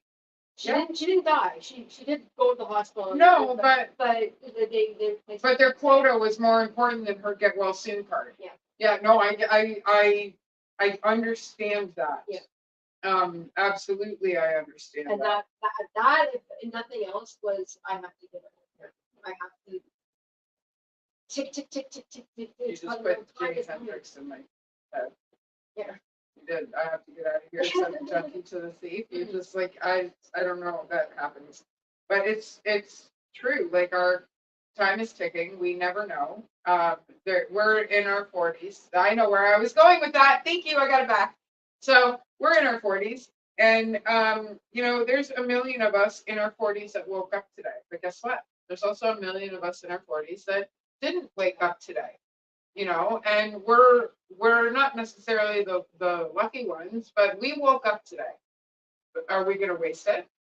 Or, you know, like when I was driving home last night, now not to say I could die a happy woman because I have 2 children that need a mom.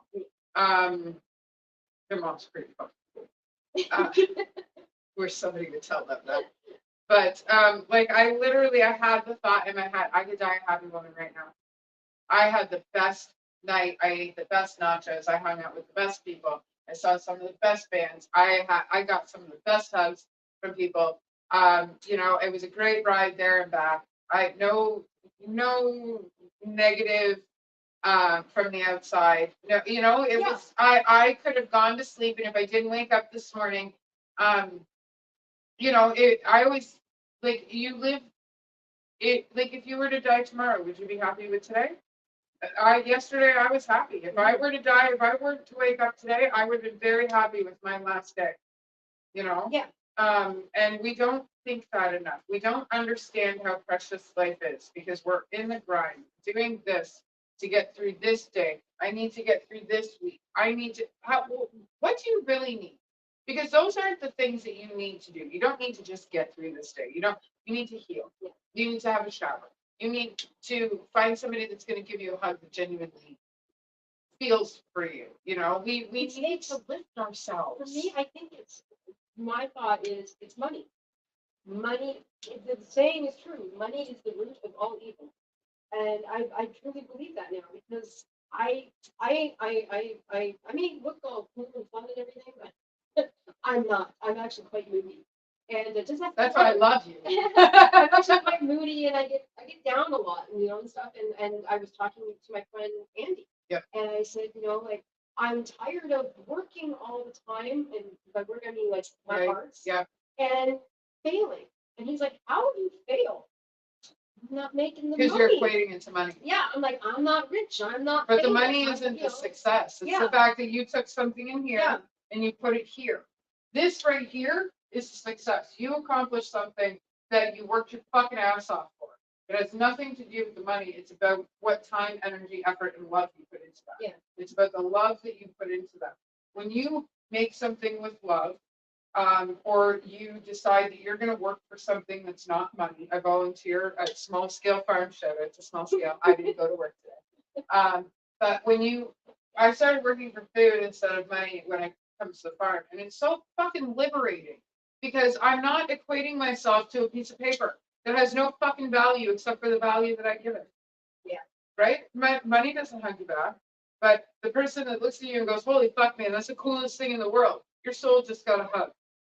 Money will never be able to do that for us, and sometimes it takes that eye-opening, well, is the money going to hug you back? Can you eat the money? Can you make a house out of the money? No, but I can eat the food that I work for. Your body will vibrate on a higher vibration, which will make you live longer when you get a hug from that, and we're drilled that, grow up, get a good job, work hard, and you'll work hard for what? Rent is through the fucking roof. Yeah. Bills are ridiculous. Groceries are so fucking expensive, and nothing is real. I didn't think I was going to go on this right tonight. But none of this. And for what? For what? We wake up miserable for what? To line somebody else's pockets, to give a corporation another fucking profit share? Fuck off, man. Like, we need to stop equating ourselves to dollar bills because those dollar bills, they don't love us back. Mm-hmm. The people that we do these things for, us, we love ourselves back. And these accomplishments are the proof that we can love ourselves because you worked so hard for that. You stayed within yourself to pull all of that together because you knew that you could accomplish something like that. You knew what your worth was, and it wasn't a fucking dollar. Wow, that was profound. Well, but it's do, that shows you worth. The dollar's never going to show you worth. It's only worth the fucking money and the paper it's printed on. Yeah, I think, going back to live for what you want to do, and I'm getting a little dark here, but in the end, even the memory of us will disappear. Right. Those that will remember us after we're gone will one day be gone as well. Yep. So what are you living for? Not everybody's going to be William Shakespeare. Not everybody's going to be Marilyn Monroe. We're not designed to be so live for yourself. Right. Do what you want to do. Because that's my theory of the meaning of life. Find out what drives you, fuels your passion, and do it. And fuck those who don't believe in what you're doing and do what you're doing. We're not doing these things for anybody else. We're doing these things for ourselves. I mean, obviously, what we do, we are fortunate that we get our joy from giving other people joy. And that's a blessing in itself because there's only a select few people that are chosen to do that. I mean, I understand, if you have bills to pay and all that kind of stuff. So I understand that. Yeah. But, if you want to be a stay-at-home mom, do it. If you want to be an author, do it. Yeah. If you want to be an astronaut, I mean, that's longer to do, but do it. Well, that depends on what kind of astronaut you are, because I'll tell you, I get to space cadet status every day, girl. Every day. That's just what I'm thinking. It's like it took my brain. It's like one day, even the people that remember me will not be here to remember me, so my story will not be told anymore. Mm-hmm. So fuck it, I do it because I want to do it. Well, there's a meme on Facebook that says, "I will never be remembered as a woman with a quiet mouth." Yeah. I will never be remembered as a woman who shut her mouth. And to be honest with you, that's not how I want to be remembered. I want Amanda. She was a little off the fucking wall. My goal is to be a conversation piece. Nobody remembers how many dollars you had in the bank. Nobody knows, nobody gives a shit how hard you worked at your job. Yeah. Nobody gives a fuck how big your house is. None of that stuff fits in your coffin, right? Yeah. None of that stuff fits in our coffin.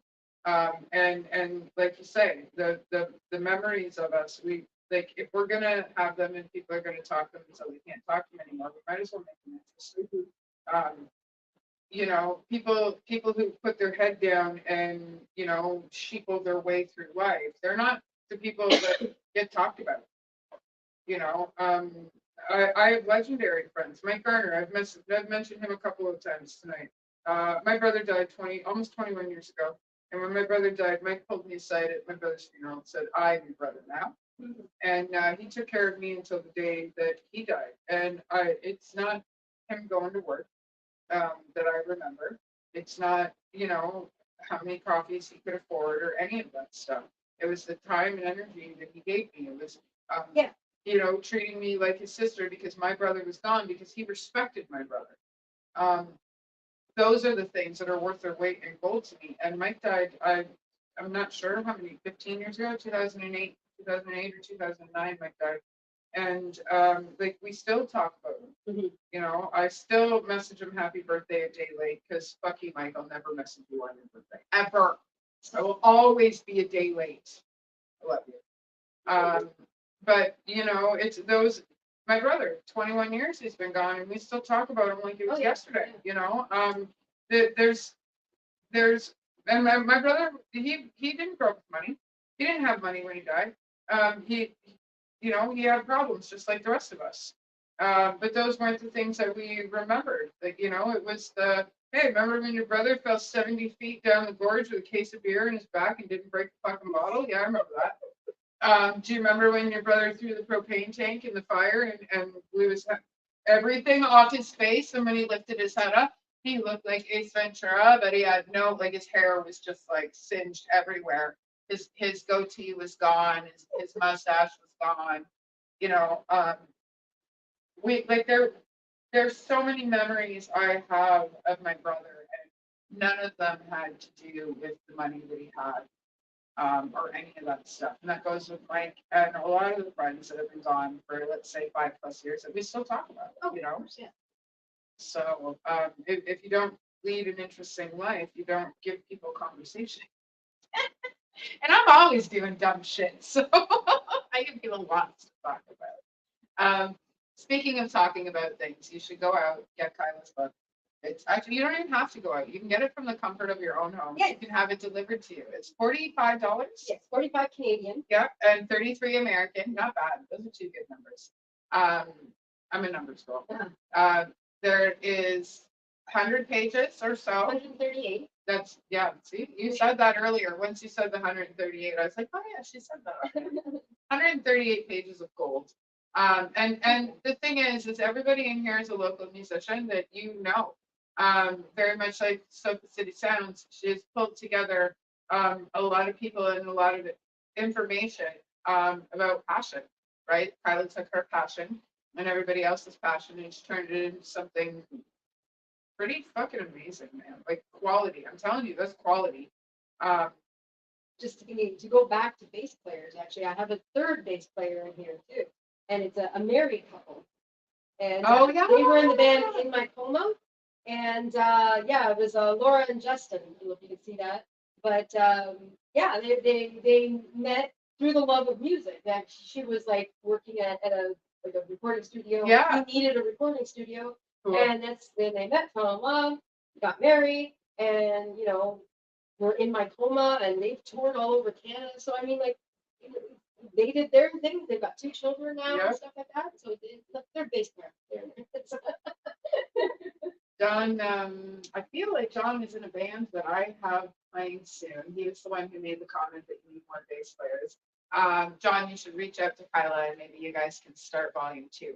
Not to put you on the spot or anything. No, girl, actually, I've been thinking about it because this was such a positive experience. Yeah. And everybody was so wonderful, understanding. I was just I would gladly do it all again. Awesome. I was in talks for a little while, but just didn't pan out for this book with Mickey DeSatis. And he was in Katie's video. That's how I've met him through that. Okay. Okay. So, We'll talk after the show. yeah. So it was just one of those things where it's like it just didn't pan out, the timing and everything. So Yeah. it's like, so he didn't make. But if I do volume 2, I would go harass him again. You know, and there are other people like Finger 11. I would probably harass them. Yeah. And Tom Wilson, who is another Canadian legend. Oh, I know, right? I know. Even I'm like I that. met him and I'm like, I don't get starstruck, but I know. It's very rare that I was like that with the guitar player from Mushroom Head. So bad that he had to take a selfie of us because I was shaking so bad. And I don't do like they're people, right? Just like us, we're people. And I don't normally get starstruck, but I'll tell you, like I was like, and he was like, just give me your phone, and I was like, oh my god, like what? So yeah, no, I get it. There are a few people that make me shaky. And you'll never guess the other person who I got starstruck for. Kenny Rogers. And I'm not a big country fan. Like I don't mind some of their stuff. I can see it though, because like for the generation, like he certainly was a fox. But there's also a story between them. Go on. Not this aunt, but another aunt. She was a born again Christian. Okay. So and she did a lot of drawing and stuff, and she was very into Jesus this and Jesus that. Right. Yeah.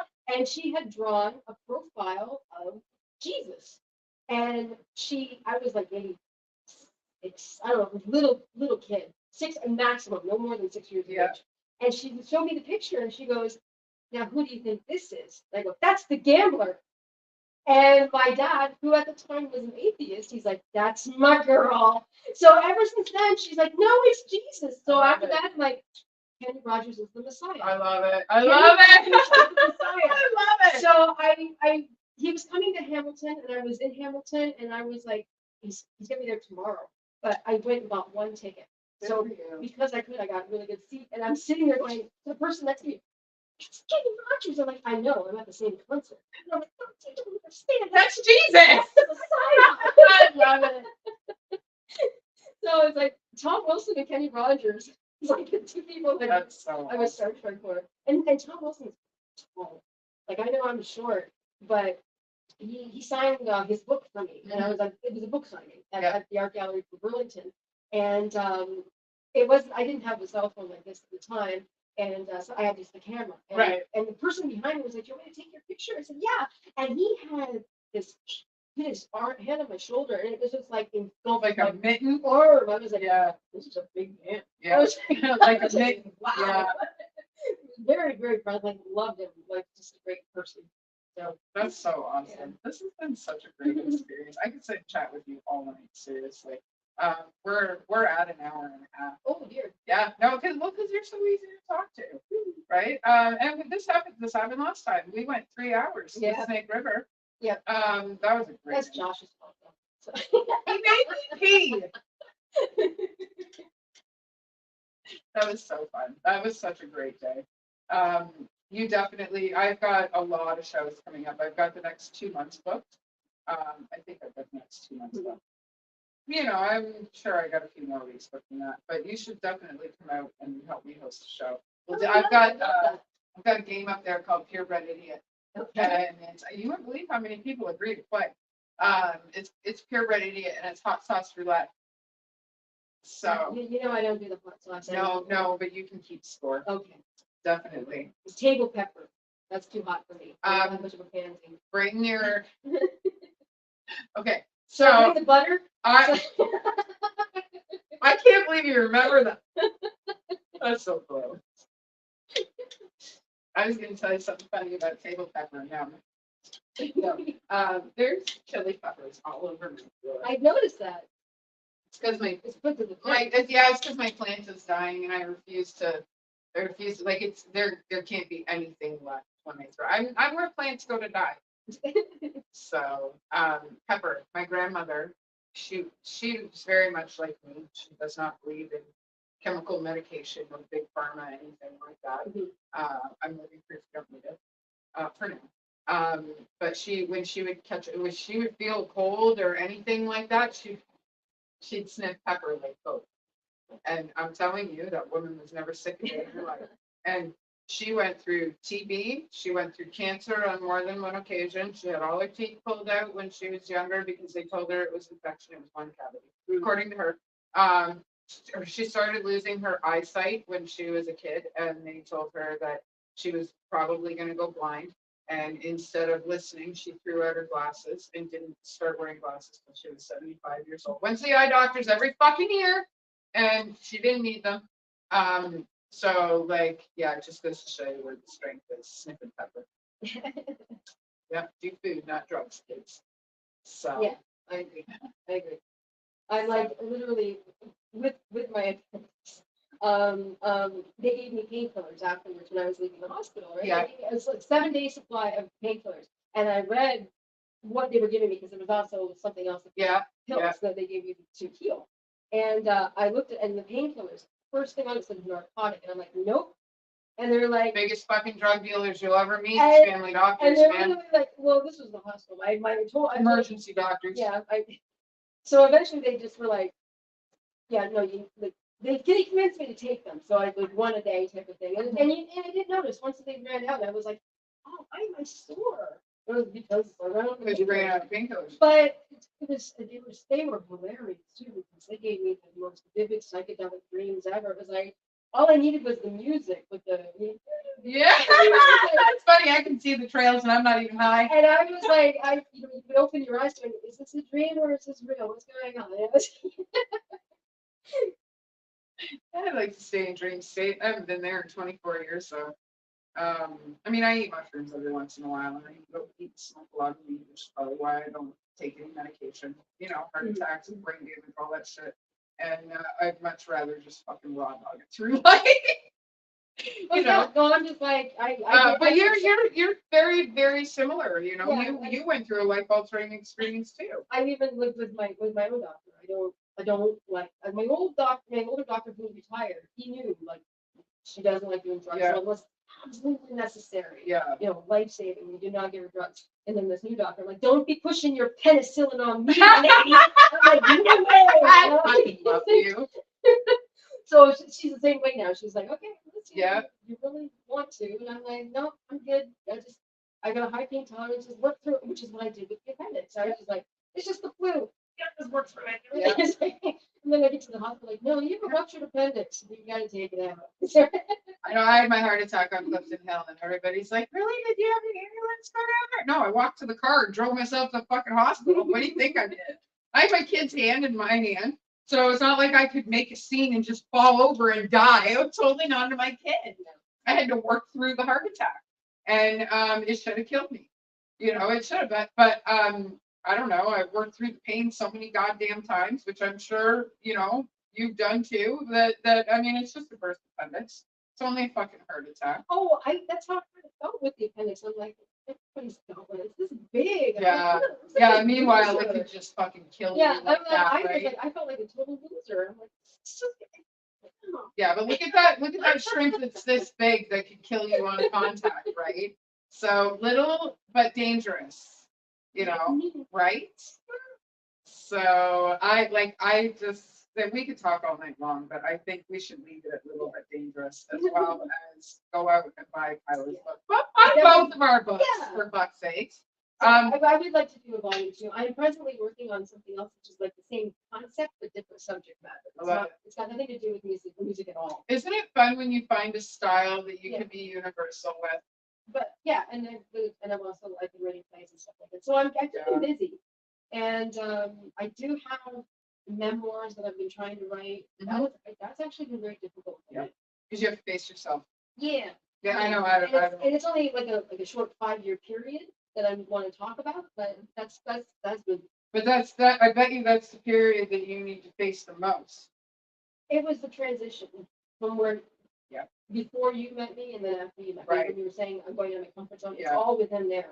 Yeah. It's got to do with the surgery that I've had and all that was brand new to you though. The being out of your comfort zone was brand new to you. Because you made sure that you were like, well, you know, I'm out of my comfort zone. And we talked about that, and then you made sure that you made a point to say, I didn't do this before now. I didn't come out of my comfort zone until, and you were like fresh out of, Oh, you you should have know, seen when I first met TJ, because we met on Facebook. right. And he was just like, I need a photographer. And I'm like, okay, let's get together and we'll talk about it. You know, and I'd never met this man before. I was sitting at a cafe and he's like, you were like, but you were talking. Yeah, But yeah, you're with you. so now I won't shut up. And Yeah, I love it. This is the second time she's like, you know, you should really go. Yeah, but you're like me. Once you get on something that you enjoy, that you love, let's just keep talking. Like I've said it twice, but it's not for you, it's for me because I have no time restraint. I'm just like, oh, whatever, we'll type another 5 minutes. And then we've got a 3-hour podcast like we did last time. But we cover a lot of good stuff. Like we covered your book, where can we get it? Amazon.com. And just put in Strings of Passion book by Kyla McCall. So. And where can we find you? Facebook. I'm on Kyla McCall or Kyla McCall Photography. Yep. And also Instagram, which is Kyla_photographer_performer. I made sure I picked the longest name for my Instagram. Well, yeah, because why not? On X, I think I'm just Kyla McCall. YouTube, you're on YouTube? I'm on YouTube, yeah. That one I think is at KYLALYK. I think that's my YouTube name. Okay. And that's pretty much it. I don't do TikTok. It's fucking brilliant you remember all that. I at first I was always like, fuck TikTok. Now I'm like, I highly recommend it. For what you do, for singing, I do. I recommend it. I did. I was on TikTok. And then I went to go use my hello kitty. I just got punched by a cat. And then I put songs that I was singing on. Hi, Ron. No problem. But then I put my own original work on there, and they say copyright infringement. And I was like, I own this shit. Yeah, and it didn't matter. Who do I talk to? And they said, nope. I'm like, okay, goodbye TikTok, because all I was getting was reaction videos to watch, and I'm like, I don't care about that. So I was like, no, it's a waste of my time. So. Yeah. You gotta. There's many different sides to TikTok, and it's easy to fall into. Like I can't get out of this Diddy stuff. I got onto TikTok for fitness and homesteading, and now I can't get out of the gossip, and I don't understand how I ended up on this side of TikTok. I would say, because I do that with YouTube, actually with the Diddy thing, I've been following one page. Yeah. And so you don't want to get enveloped because everybody's saying something. Oh, we know what this and we know that, and it's like the layers and layers and layers. Like his list, Epstein's list, they're all the same. So it's just like just pick one person to follow with no, I hear that. I have a lot of people, we'll call them freedom people, because again, it's no secret how I feel about things like the government and our freedom and COVID and vaccines and stuff like that. I say no politics. Well, no politics at a personal level, but the true, like the reality of it is that that's what played the huge role in the last 5 years, and it's not even them, it was the people that the governments are being run by that are causing all of this. But in a lot of pain comes a lot of beauty, because we wouldn't be where we are, writing, singing, any of that stuff without COVID. You wouldn't have ended up on YouTube. But, no. I mean, you may have, but not in the way that you did. Yeah. And your response was huge. It was big, man. You sent me quite a few. Like, there was a lot of videos that you sent me that you like combined. You got a lot of views, man. There's a lot of people that know what your voice sounds like. Well, it would be nice if it was in the thousands. Sometimes I get lucky, I'm in the hundreds, but I don't really know. I just do it because I like it, which, I don't do it every week anymore because I'm doing other things. Like I'm always busy. But, well, you've really expanded, and you've definitely become diverse in different, like the hats, different things that you can do, which is amazing.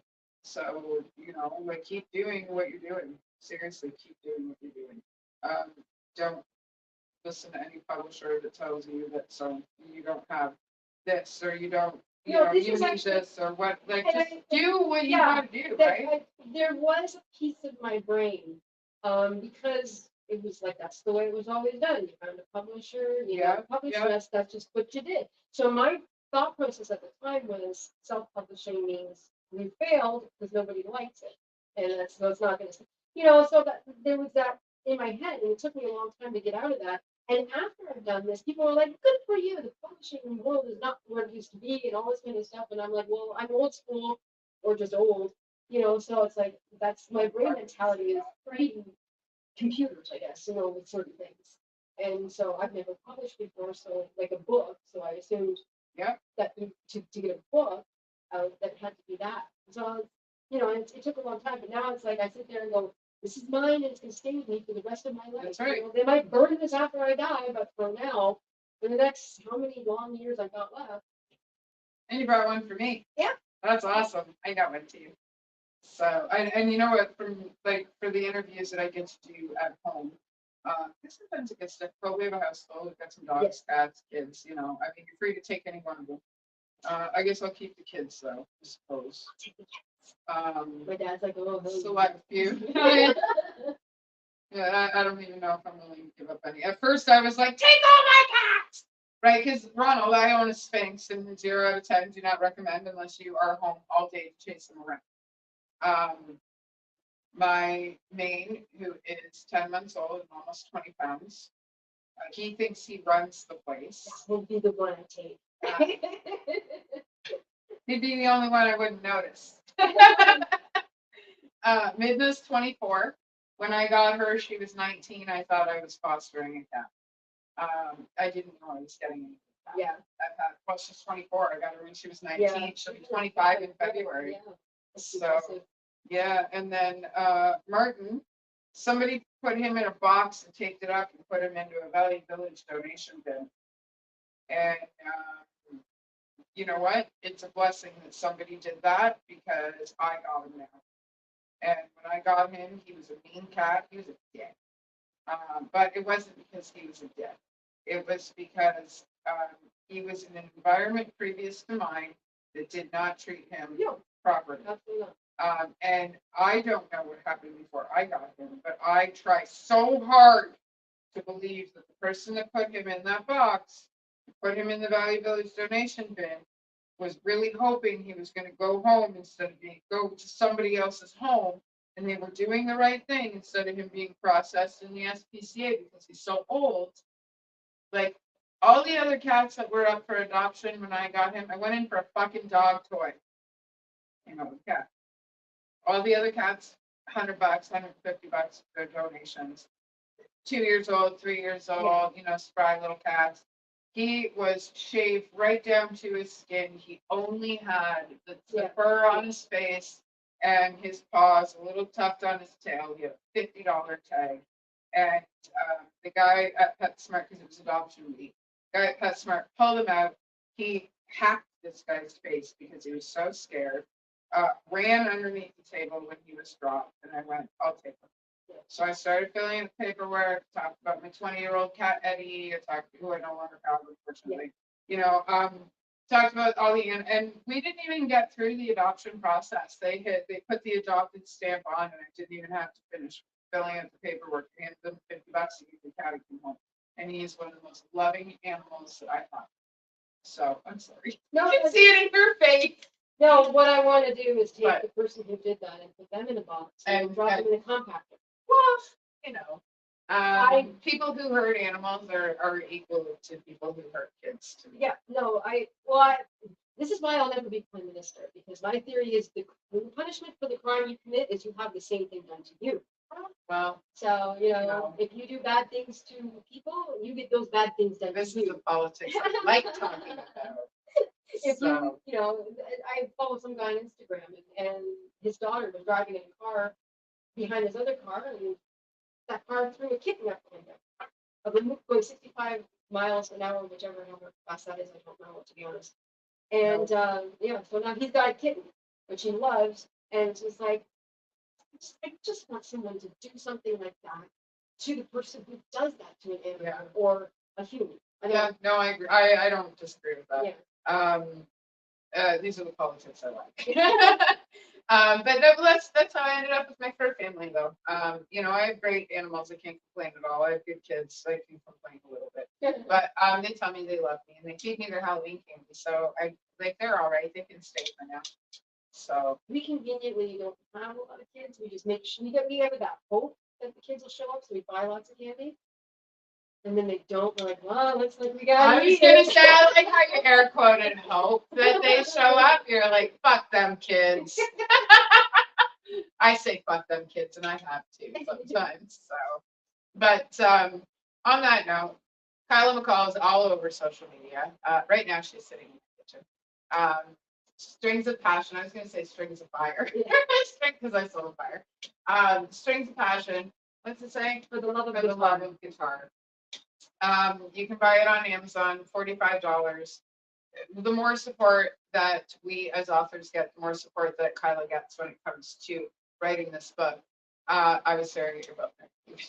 So, but I love how you did that. But we get to keep doing this. Volume 2 gets to happen. You know, the bass players, you get to go in the book. And then maybe she'll move to drummers. So, the more we get to do this, the more support we get, the more we get to do this. Now I'm just rambling. And like I said, any genre, it doesn't matter if you're a metal dude, but it doesn't matter if you're highly professional and in work with like a billion bands. Doesn't matter if you're like a hobbyist. Yeah. Like it doesn't matter if you're a mariachi guitar player. Well, as long as you play. Oh, look up metal mariachi. Okay. You'll like that. That's what I wanted to do. What I want to find is the passion, because to me, a guitarist is the most visual in showing that passion. Every artist respects and has the passion for their art, but in my opinion, the guitarist is the most visual because you can see it up on stage, you can see the joy and the love that they have, and it's the most beautiful thing. Yeah, well, and the energy that they radiate. I'll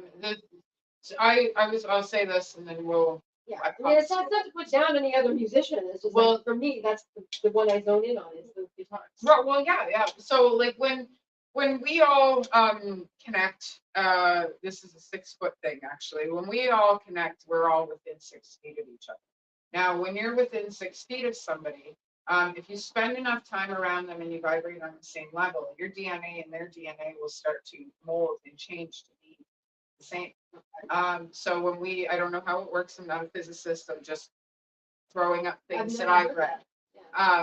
So one thing that I did read, TikTok read it to me actually, was that, and I looked it up, so it's not it is a thing. When we all vibrate on the same level, all our DNA vibrates at the same speed, at the same level, and that's what changes all our DNA to become similar to each other's DNA. It's actually pretty cool. I would look into it. It's a rabbit hole that you'd really enjoy. Yeah, especially being a musician, you would. To me, my idea, DNA is your DNA. Yeah, but you can change your DNA. I didn't. Absolutely, you can change your DNA. Did you ever? We're still live, kiddo. It's okay. We're almost done.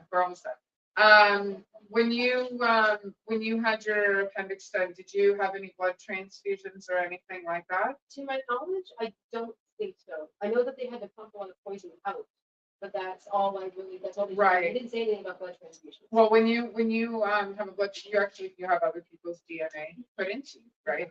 When you sleep with somebody, their DNA. Yeah. Your DNA mixes. And when your DNA mixes, it becomes a different type of DNA. Right. Okay. So I guess it would be like we almost create new DNA that matches within us. Kind of like we share the same DNA as mushrooms. So if you have brain damage and you eat mushrooms that help repair your brain, you and that mushroom share 30% of DNA. That mushroom can help you repair your DNA. I mean, mushrooms are awesome for me. Fucking A, man. And it's not just for the trips. No. So, I just like the food mushrooms. I'll eat all the fun mushrooms. Yes. So, but on that note of the mushrooms. Yeah. Buy my book. This has just been one ADHD trip that nobody asked for, but y'all got. I had fun. I did. Thank you so much for letting me be on. Thank you for being my first show back. Like, I was really excited about this. Our everything's changing. Everything is changing. It just happened that you and I coincided with advertising. I didn't do as much as I normally do, but I died in fetus last night, and you were on it. You had videos up before I did. So thank you. That was awesome. So thank you. Next week we have Black Absinthe. That's been almost a year in the making for this interview. It'll be at 7 p.m. next Thursday. I don't know if I'm going to have the whole band or just Jack, but we just Jack from Will and Grace. That was yeah, we will be coming to you live again next Thursday. The 21st, we are at the Dive Pub. If you buy tickets before the show, it's only $10 fucking and 4 bands. So that's like $227.5 a band or something like that. So yeah, and then we're back to interviews after that. And I'd love to tell you who it is, but I don't remember because the calendar's not present. So on that note, my overstimulated ass says good night. Kyla, thank you so much for everything. Thank you. Buy her book. Buy her book.